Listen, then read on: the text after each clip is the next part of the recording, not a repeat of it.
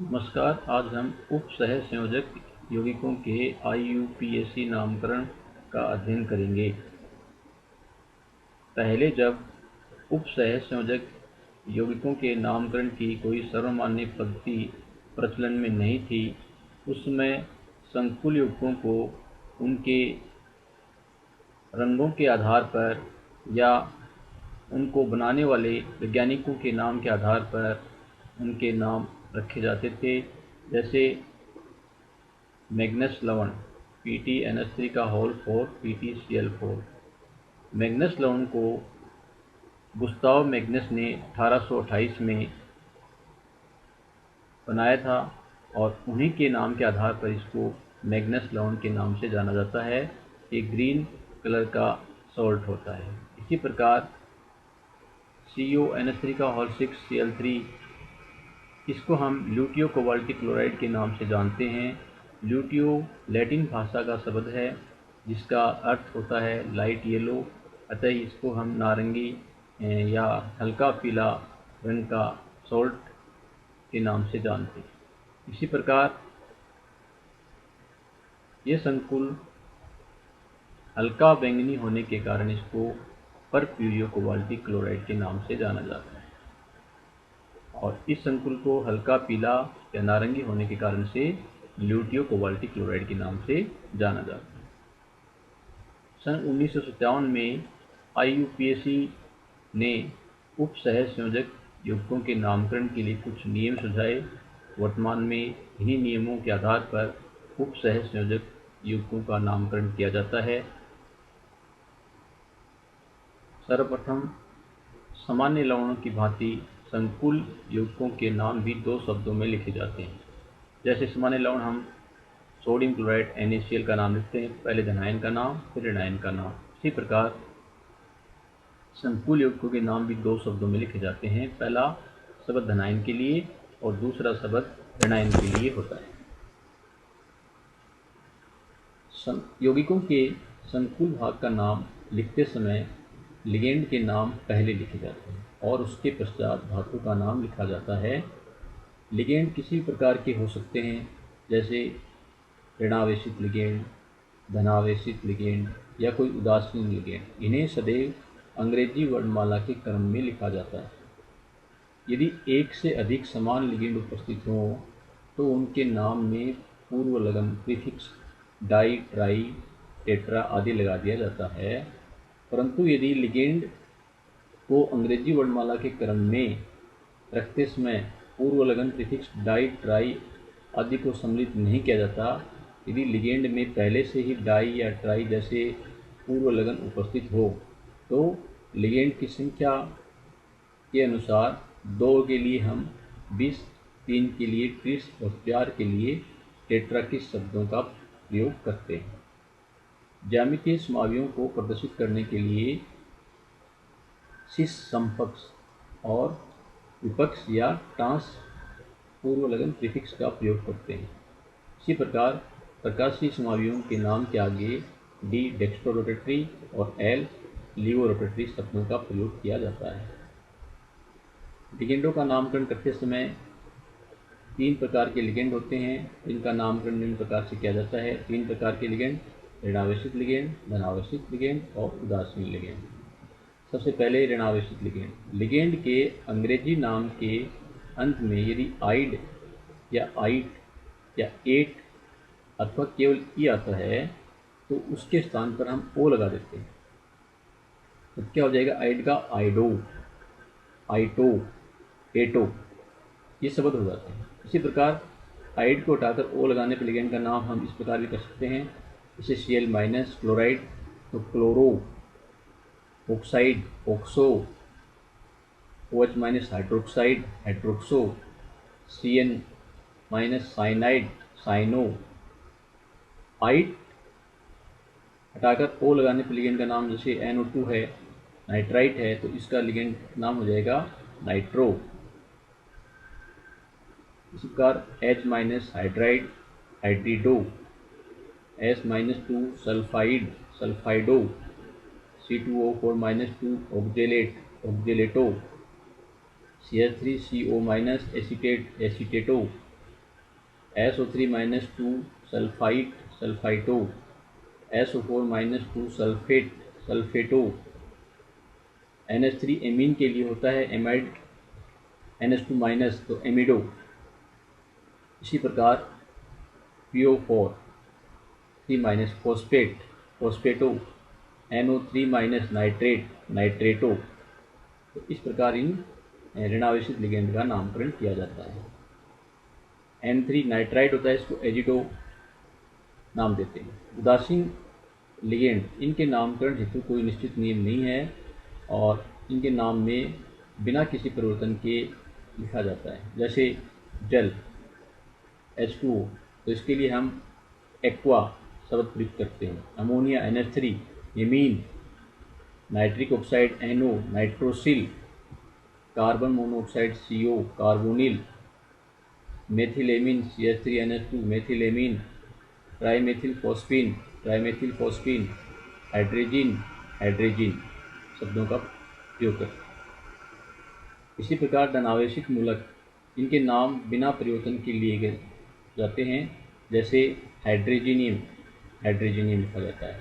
Hydronium H3O को hydronium ही लिखा जाता है।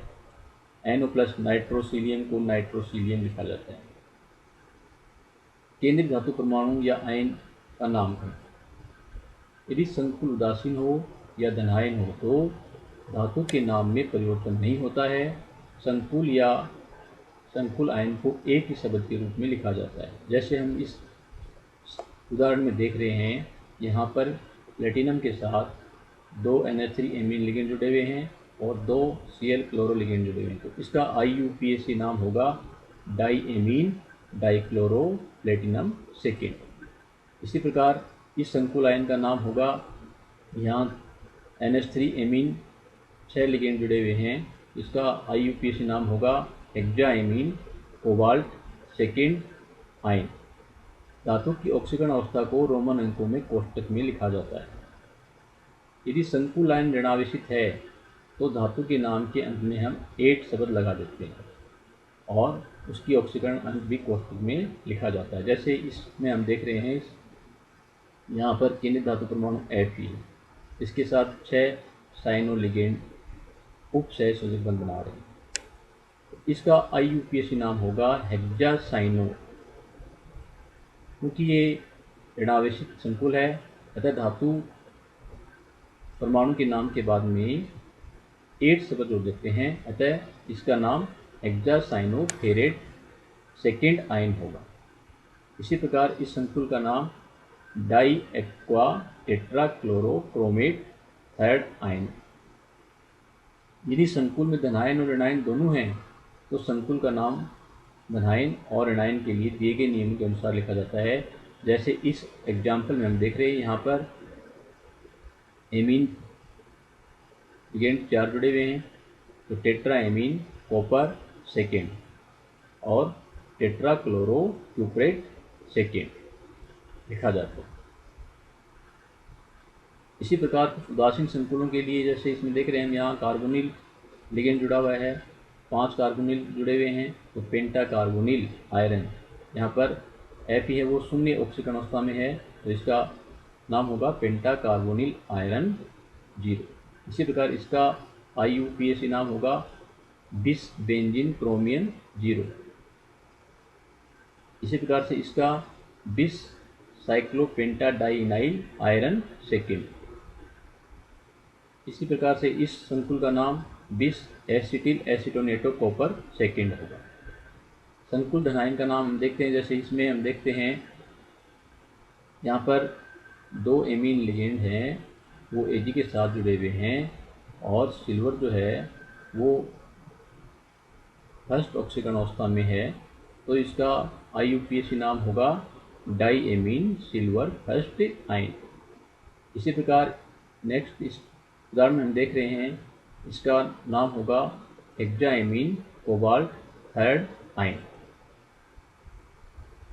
ऋणायन संकुल में हम देख रहे हैं, यहाँ पर निकल के साथ 4 CN साइनो लिगेंड जुड़े हुए हैं, इसका IUPAC नाम होगा टेट्रासाइनो और संकुल कैसा है, ऋणावेशित है, तो यहाँ हम 8 शब्द का प्रयोग करेंगे, तो टेट्रासाइनो निकलेट सेकेंड आयन।